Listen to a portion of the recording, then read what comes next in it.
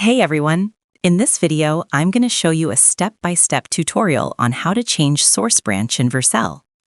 When you deploy a project on Vercel, your application is usually connected to a Git repository and a specific branch that Vercel uses for production deployments. Sometimes you may want to change that source branch. For example, you might switch from a development branch to a production branch, or move from one main branch to another as your workflow evolves. To begin, open your project dashboard on Vercel and sign into your account. Once you're logged in, you'll see a list of your projects. Click on the project where you want to change the source branch.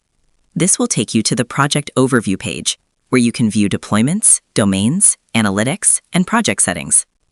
Next, navigate to the Settings tab for that project.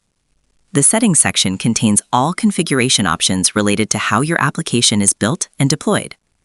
Inside the Settings panel, look for Environments. This is where Vercel manages the connection between your project and the repository that stores your code. In Environments, you'll see the Production Branch option.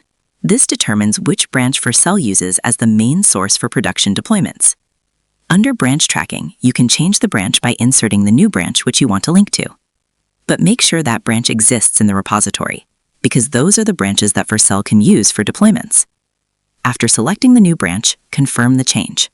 Once this update is saved, Vercel will treat the selected branch as the new production source. This means that every time new code is pushed to that branch, Vercel will automatically trigger a production deployment.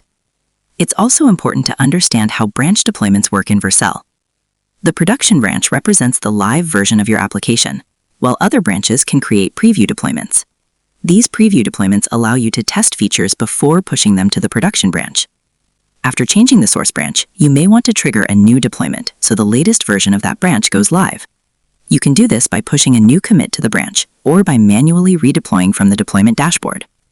Finally, visit your project's domain to verify that the correct version of your application is now live. So that's how you do it. I hope you guys like this video. Subscribe for more, like for more, and share for more. I hope to see you again. Goodbye.